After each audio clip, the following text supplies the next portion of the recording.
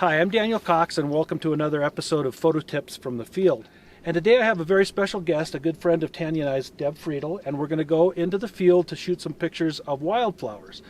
Now what we're going to do is Deb's got what we call a bridge camera, which is all-in-one. It can interchange the lenses, but it does really well for macro and close-ups of flowers. And I'm going to be using a mirrorless interchangeable lens camera. So we'll show you how to use both these types of cameras for what we're going to be doing. So Deb is the Sustainability Director for Delaware North, and she's got a great appreciation for all things natural. So it's fun to have her here, and we're going to show you guys how we're going to work in the field to get close-ups of beautiful wildflowers.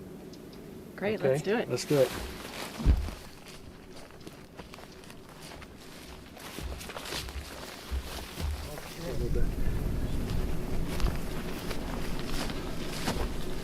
Well, this looks like a pretty good spot. We've got some Indian paintbrush, we've got some zinc foil, we have some sticky geraniums, and I think it's going to be good. I think it's a good little spot for us to start to set up. Now, one of the things that is important when you're working out in the field, in particular with wildflowers, you should always be considerate of the environment, and we don't want to kill the things that we love to take pictures of. So be very cognizant of where you're putting your pack, where you're stepping, and do your best to try and stay out of the wildflowers. I'm going to put my pack here in this spot that's kind of open and free of wildflowers. We've got a really beautiful Indian paintbrush right back here. It's at a distance that's good to work with a camera like Deb's got. She's got the FC300, and on this camera she has as much as wide from 24 up to 600 millimeters. So we're going to be shooting back at this paintbrush right back here. We're in a little spot, the flowers are in this little clump here. We're in a spot that's kind of void of vegetation or any flowers. And we're going to use the telephoto of the FC300 to zoom in and do what is equivalent to a macro shot. Okay, so what I want you to do, Deb, is I want you to use the 600 millimeter of this little camera. I want you to zoom all the way in to isolate that one flower, which is the Indian paintbrush. And then I also want you to think about shooting vertical, since coming in tight to this is really a more interesting image than going horizontal. Now, when the camera beeps like that, the focus is not far enough back. So we're going to have her move back just a little bit. Hit the button again. There you go. There you go. Let's take a look. So, very nice, very nice. But what I'd like you to do is notice the stuff in the background. There's a fair amount of other flowers in the background. Try and isolate that. You might have to move back and forth a little bit, and we got a little too much on the top. We want to come in a little tighter if you can. Now, great. Check that out. Beautiful. Really nice, really nice. Looks good. Okay, so that's one way that we work with these cameras. Now, let me show you. We're going to do one where I'm going to shoot one myself with same general idea.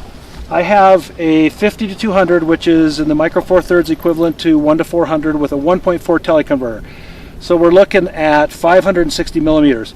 Deb was shooting 600, but I think this lens focuses a little closer. So let's take a look. So when you're shooting wildflowers, distracting elements in the background are a big deal. And we've got a few things here that I might move. I don't trim these flowers at all. I generally just try to move them to the side. And you can a lot of times do that without harming the environment that you're working in.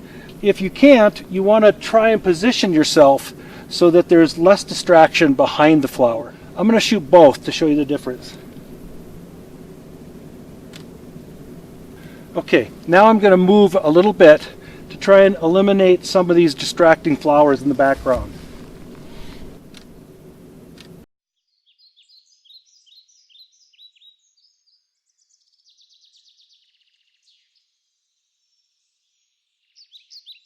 So any questions?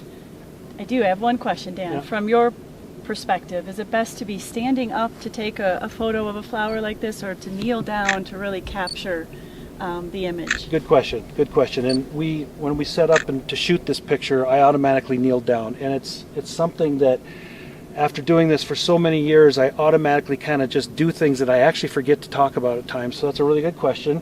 Okay. A lot of people will be going along, and Deb, you'll turn around and they'll stay right here and shoot right down on this flower. It looks much better when you're at eye level with your subject, typically. There are pictures that you can shoot that may have an advantage looking down on it or looking up at it. But in general, when you're really trying to isolate the flower, it's nice to just kneel down and come eye level with the flower. That's why we kneel down in the very beginning. All right, Dan, I have a couple questions for you. One, what do you recommend from a steady foundation, especially when shooting in macro? What's best? Generally, there's a little rule of thumb that you want to keep in mind, and that is a shutter speed, which is how quickly the camera opens and closes, that is equal to or greater than the lens you're shooting. So if you're shooting this out at the 600 millimeter, you're going to want at least 1/500th, 1/600th of a second. Even a little faster would be even better. Now, today's cameras, including this one, have image stabilization built into them. That really helps a lot with not having to worry about that rule of thumb. But if you want to make sure that you're good and solid, a shutter speed equal to or greater than the lens you're shooting is really, really helpful. Now, not only is it helpful for the fact that it's helping stop the movement that you're doing with your camera, you've got this going on, but you'll notice that we have a little bit of breeze, and with the breeze, the flower is moving as well. Right, and that's a challenge sometimes. It's a challenge because a lot of times what people do is they shoot too short of shutter speed, and then that flower's moving a little bit, or they're moving a little bit, or maybe both, and you get back and look at your pictures and it's all blurred, it's not sharp, it's not detailed, and it's no longer a good picture. So shutter speed equal to or greater than the lens you're shooting is what I try to go with. I think we got it. Okay, so Way to go, Dan. let's do this. Let's do this. And I'm taking a look at my photos after, and while shooting the flower, a bee had actually flown in, and I thought that I captured the bee on camera, and after reviewing, clearly I missed him. So we saw a really interesting little bug. I think it was a fly of some sort that was on the yellow cinquefoil, which is it's called a cinquefoil. And so we came in tight with the camera to shoot the macro, but we noticed that the exposure was kind of dark. The yellow flower wasn't real beautiful yellow. And that's because that yellow flower is bright enough where it's actually affecting the exposure. It's exposing for that bright yellow flower, which is brighter than neutral gray. All cameras look for neutral gray. And because that's a yellow flower, that's a bright yellow flower, it actually underexposed. So that's where you start using your exposure compensation button on these cameras. The FC300 has this exposure compensation button. Let's show it. So the exposure compensation in that picture, we should have actually opened up maybe 2/3 of a stop, maybe +1, and it would have exposed it a little better. It's going to be close enough where we'll be able to fix it in post-processing, which is on your computer. I really like to try to get people to be able to do this stuff in the field. It's way quicker. I mean, wouldn't we rather be out here in the wildflowers than sitting on a computer? Right. Right? For sure. For sure. She's got the right answer. Oh, cool. That's cool, huh? Wow, Okay. that's quite a few little bugs on there.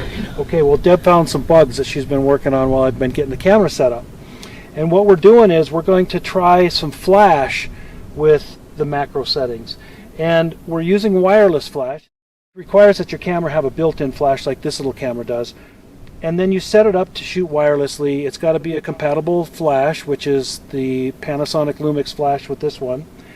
And then the flash helps stop any movement of the flower or the bug or whatever it might be, or your movement, and it also can add some interesting light from the back. So we're going to try some sticky geraniums over here where we're going to set up the flash and use flash with the close-up lens. Okay? How's those bugs? Do you need to work on those anymore? I think I'm good. She's good with the bugs. Okay, we're going to go over here. Okay, so one of the things that we're going to do now with Deb's camera, we're going to use flash to help make sure that the subject, which is the flower, is really stationary and give it a little additional light.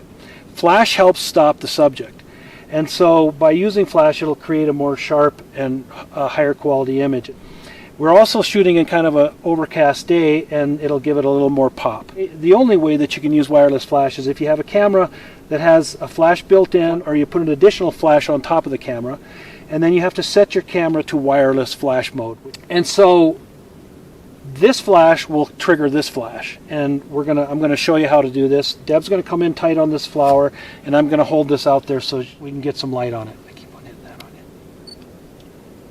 you. Okay, let's do one more. Notice this flash going off. Okay, that's really nice. Now we're gonna do one without to show the difference.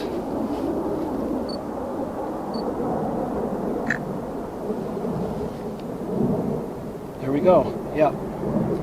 Darker background and more intense on the flower itself. So that's one way to use flash with your macro photography. Just adds another element of interest to your pictures. See how that flower's moving? That looks great. Yeah, so that's one way to do it. Another little trick for macro photography. So that's about it. Thanks for joining us on this episode of Photo Tips from the Field. Thanks, Deb, for joining us. It's been fun. We're going to pack up now, but in the future, if you're interested in anything about photography in the natural world, join us here on the Natural Exposures YouTube channel for photo tips from the field or other things that you might be interested in regarding to photography in the great outdoors. Thanks for joining us, and subscribe below. Appreciate it. Nature, it's where it's at.